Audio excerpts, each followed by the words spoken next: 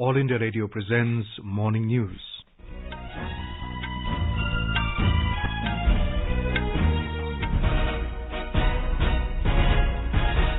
Good morning. I'm Abhishek Mukhopadhyay and with me is Vaibhav Jyotsna Srivastav. The headlines. Prime Minister Narendra Modi says India is on track to achieve Paris Agreement targets and will exceed them beyond expectations. UN Secretary General says world leaders should declare climate emergency in their countries to avoid catastrophic global warming. Haryana farmers extend support to new farm law, ask government not to repeal it. Union Minister Piyush Goyal says new farm laws will bring more investment in rural India and raise farmers' income. National COVID recovery rate improves to 94.89%. And Israel establishes diplomatic ties with Bhutan.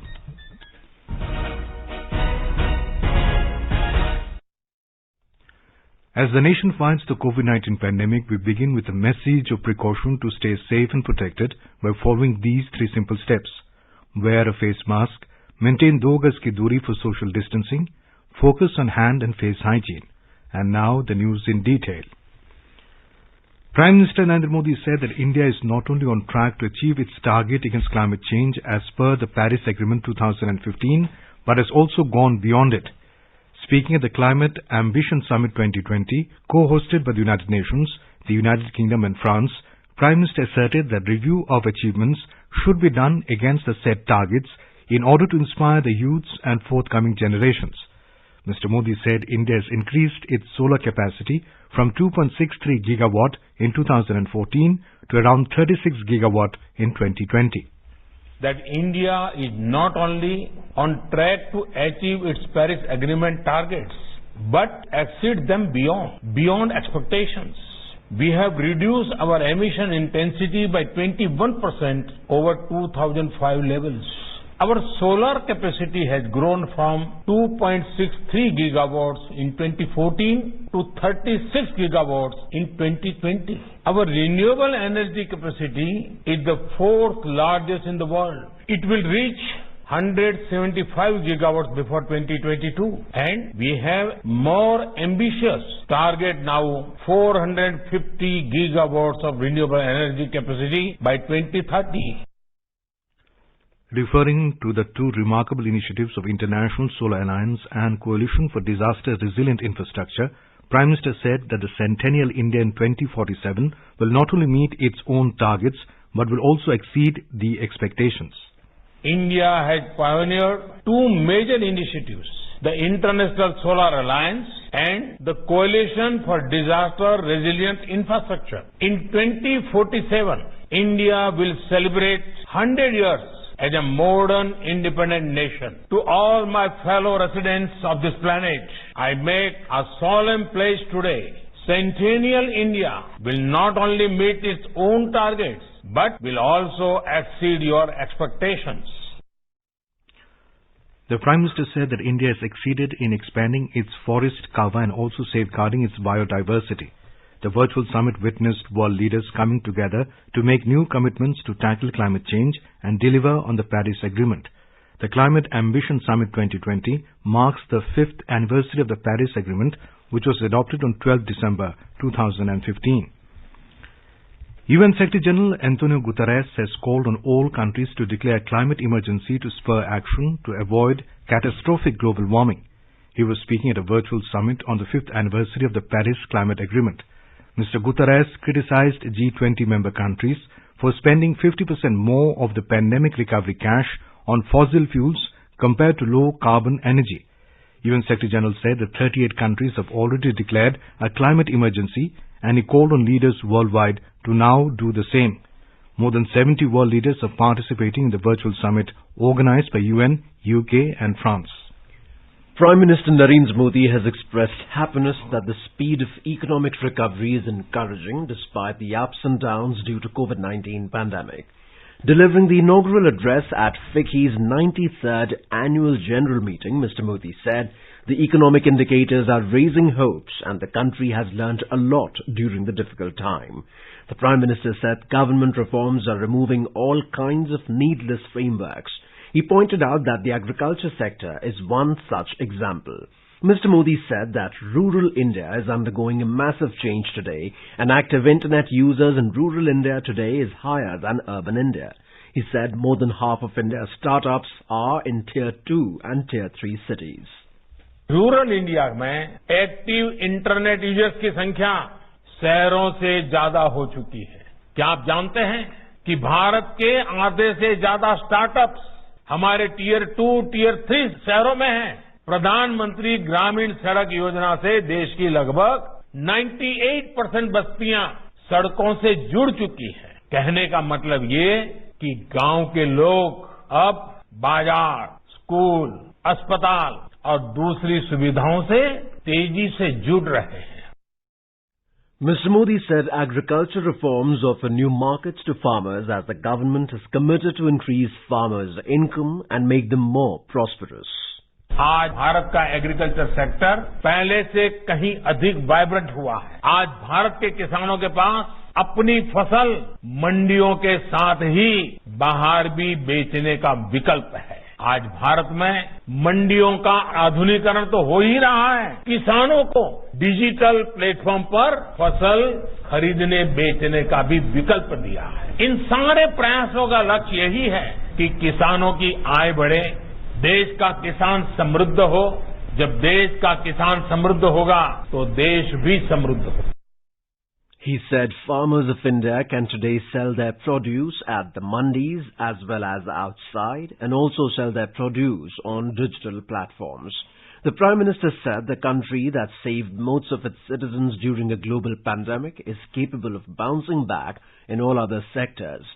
He stated that India preferred saving precious individual lives and the entire country took several unprecedented steps together to fight the pandemic. He said foreign investors have made a record investment in FDI in India during the COVID-19 period. A delegation of farmers from Haryana met Agriculture Minister Narendra Singh Tomar in New Delhi and extended their support to the new farm laws. The delegation, led by Bharatiya Kisan Union Man Haryana state leader Guni Prakash, submitted a letter of support to Mr. Tomar on the farm laws and demanded the government to continue with these legislations. They also threatened to start protests if new farm laws are repealed. Mr. Guni Prakash said that the ongoing farmers' agitation is no longer a peasant movement. The BKU leader sought to know why the previous government did not implement the recommendations of the Swaminathan Commission till 2014. This was the second group of farmers from Haryana that met Mr. Tomar and extended support to the farm laws. The first group had met the minister on December the 7th. Talking to reporters after the meeting, Agriculture Minister said the farmer leaders submitted a memorandum supporting the three farm laws. Mr. Tomar said they also shared their experience on how these laws are benefiting the farmers. Haryana के बहुत सारे किसान union के नेतागण और प्रगतिशील किसान मुझे मिलने के लिए आए। उन्होंने एक ज्ञापन देकर अपने हस्ताक्षर युक्त जो नए कानून आए उनका समर्थन किया और उन्होंने अपने अनुभव बताए कि किस प्रकार से नए कानूनों का फायदा किसानों को मिल रहा है और मिलना प्रारंभ हो गया है और वो इन कानूनों का समर्थन करते हैं। Union Minister Piyush Goyal has said that new farm laws will bring more investment in rural India and raise farmers' income. Addressing FICCI's annual convention, he said these laws will open up new opportunities to do trade, commerce and business for the farmers without changing the past systems.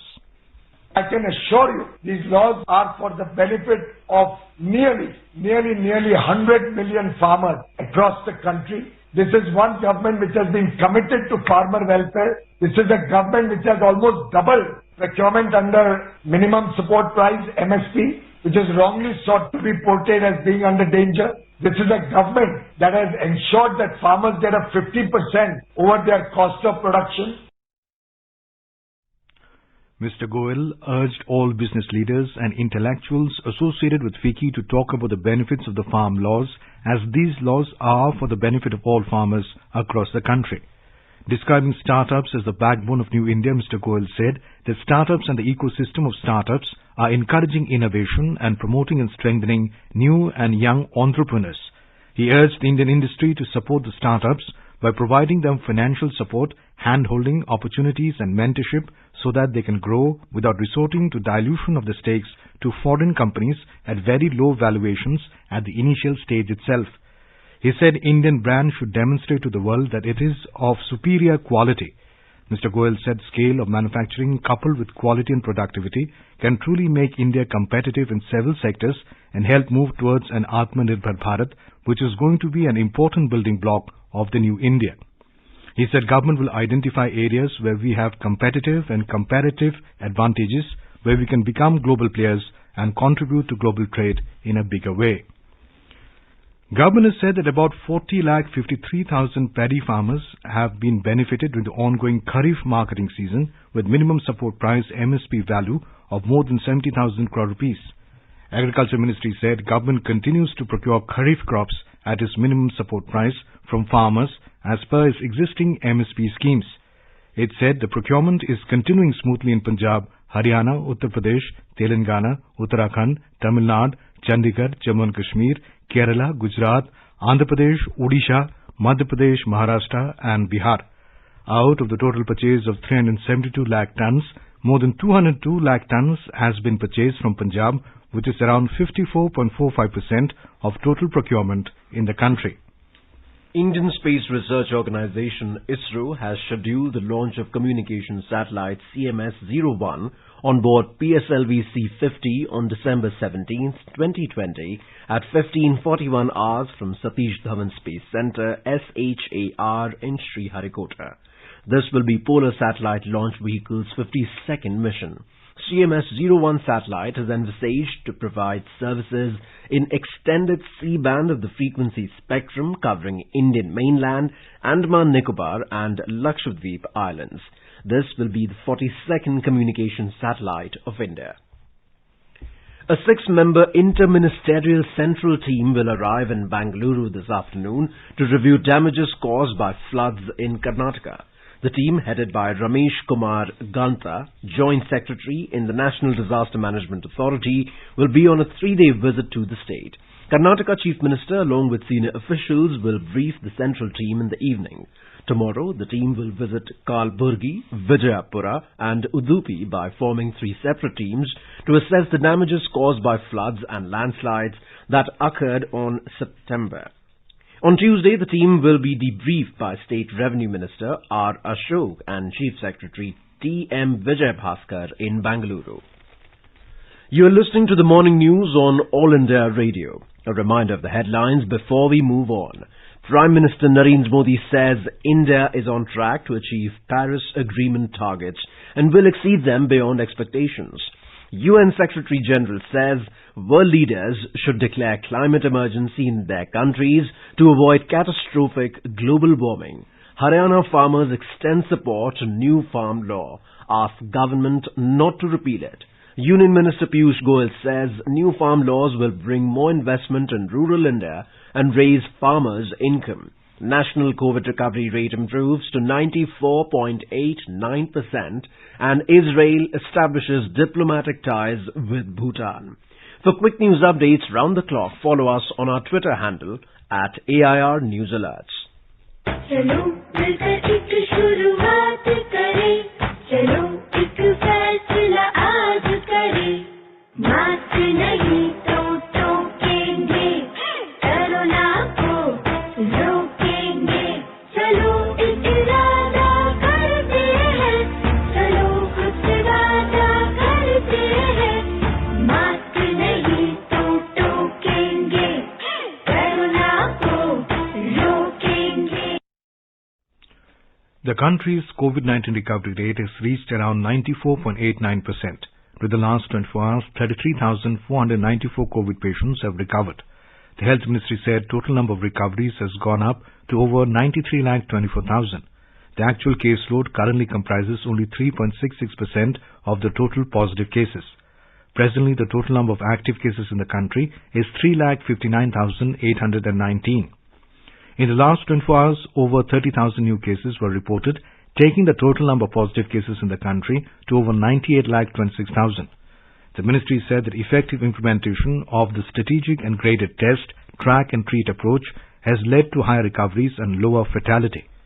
Currently, India's case fatality rate is 1.45%, which is one of the lowest globally. During the last 24 hours, 442 deaths were reported, taking the COVID-related death toll to 1,42,628. According to the Indian Council of Medical Research, more than 10,65,000 tests were conducted during the last 24 hours. The total number of samples tested so far has reached over 15 crore 26 lakh. Health Minister Dr. Harshvardhan has said that Ayushman Bharat program has completely revolutionized primary, secondary and tertiary healthcare system in the country with a strong focus on preventive healthcare. Chairing an event to mark the Universal Health Coverage Day, he said, through the two wings of Ayushman Bharat, the Health and Wellness Centers and the Pradhan Mantri Jan Arogya Yojana, the government has been making quality healthcare affordable and accessible for crores of people in the country. He said that over 1 crore 45 lakh cashless treatments have been provided to the poorest citizens under Ayushman Bharat. The minister also released the 5th National Family Health Survey, NFHS, which contains detailed information on population, health and nutrition for India and states and union territories. The recovery rate of COVID patients in Delhi stands at 95.48%.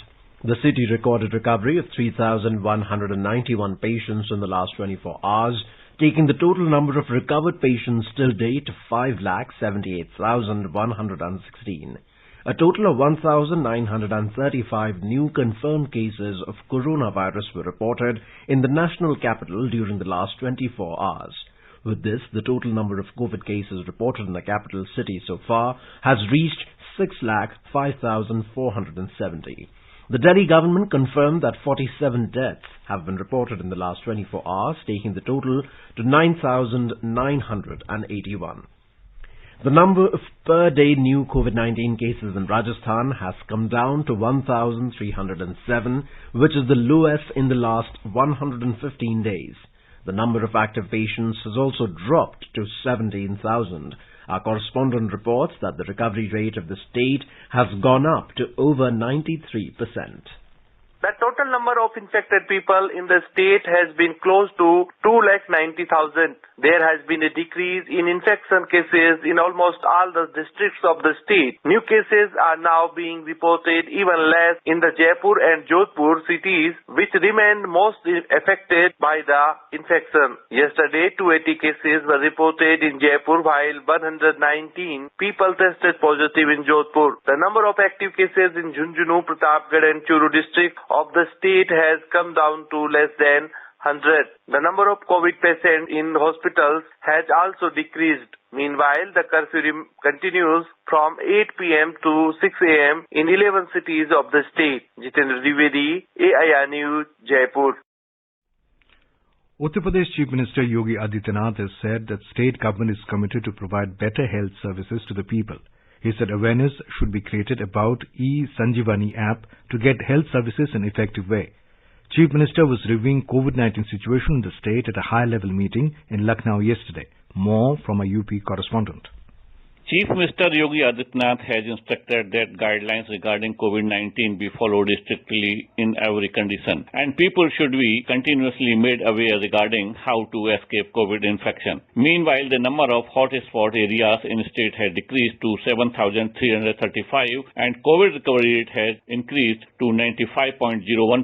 According to Health Department sources, ranging between 1,50,000 to 1,75,000 tests are being done every day. And as of now, more than 2 crores 12 lakh COVID tests have been conducted in the state. District magistrates have been asked to have better coordination with district police heads and chief medical officers for effective management of cold chain and ensure elaborate security of COVID vaccine. It is notable that 35,000 COVID vaccine centers are to be established in the state. MS Yadav, AIR News, Lucknow.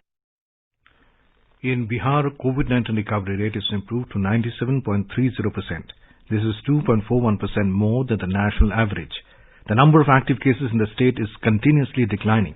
Currently, 5,241 patients are undergoing treatment at various hospitals.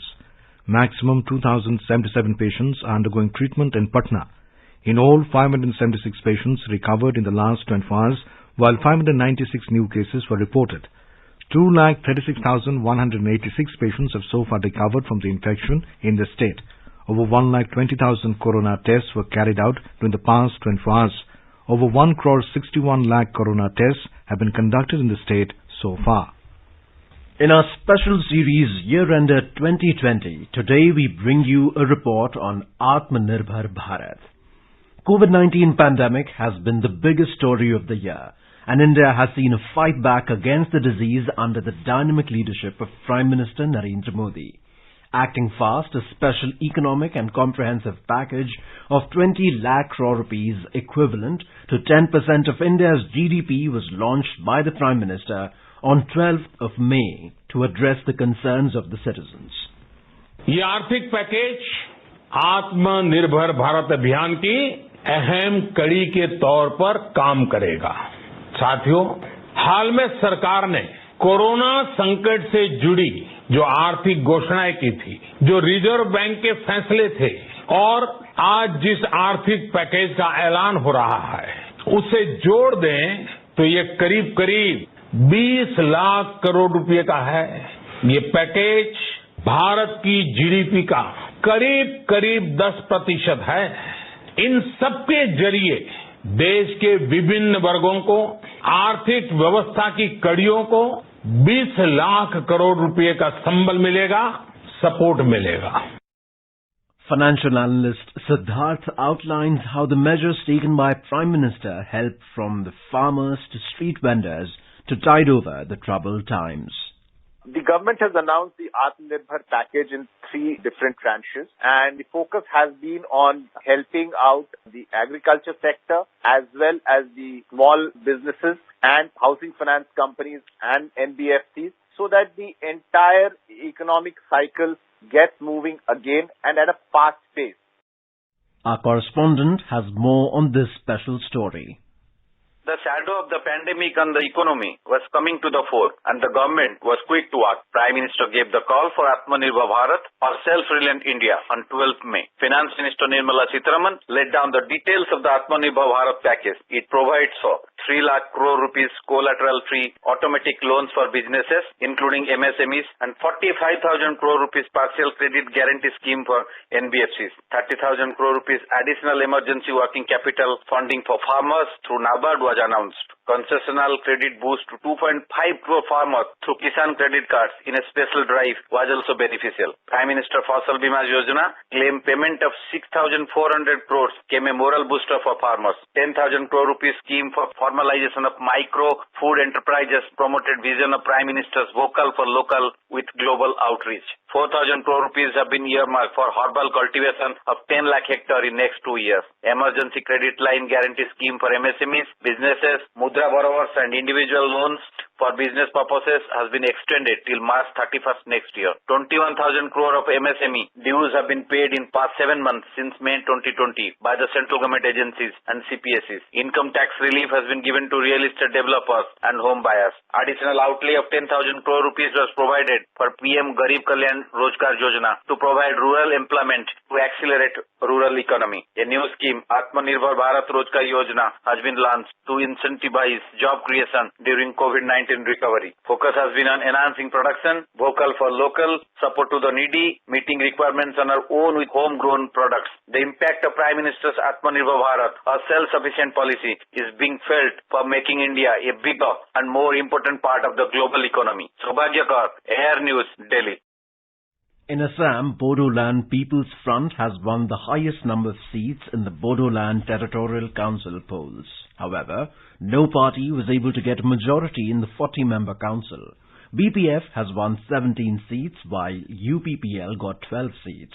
BJP won 9 seats while Congress and an independent managed to get 1 seat each. The first trilateral working group meeting between India, Iran and Uzbekistan on joint use of Chabahar port will be held virtually tomorrow. In a statement, Ministry of External Affairs said, India welcomes the interest of Uzbekistan to use the Chabahar port as a transit port. It said this will open up economic opportunities for traders and business community of the region. India continued its diplomatic outreach with the SCO countries with its soft power further cementing the people-to-people connection. Indian Embassy in Beijing launched a movie series CinemaScope exclusive for the SCO family, in which the embassy will be screening more than 24 Indian movies dubbed in Russian on a monthly basis, beginning with the movie Three Idiots till India's chairmanship of the SCO Council of Heads of State meeting in 2023. The event was jointly inaugurated by Indian Ambassador to China, Vikram Misri, and SCO Secretary General Vladimir Norov in a cheerful atmosphere. Addressing the gathering, Ambassador Vikram Misri said, while the proposal from Prime Minister Narendra Modi for a SCO film festival is under consideration by the member states, the Indian Embassy in Beijing has decided to make a small beginning on the road to build relationships through the medium of cinema. This initiative, which we have dubbed CinemaScope, aims to showcase Indian movies dubbed in Russian for our friends in the SCO family as well as the larger Russian-speaking family. We currently have more than 24 Bollywood movies dubbed in Russian, the first 6 of whose preview you saw are also subtitled in English. These 24 movies will be screened on a monthly basis in the auditorium. Israel has established diplomatic relations with Bhutan.